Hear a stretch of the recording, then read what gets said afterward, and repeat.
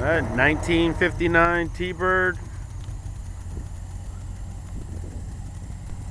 It is all original from what I'm told.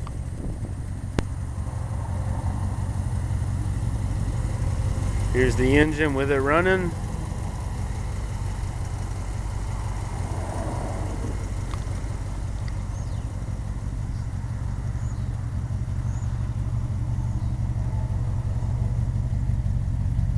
The work that would need to be done, would recommend a paint job. The paint job that's on it is not a good one. It has runs in the paint. Here's the interior. The interior is very nice.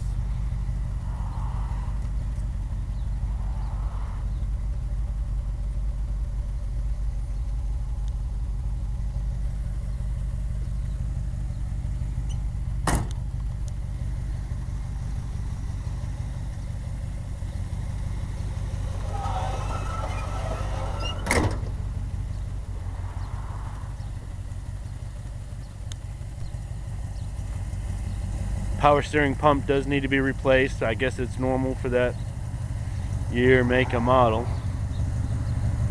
And just maybe some other minor things, but it is a nice car.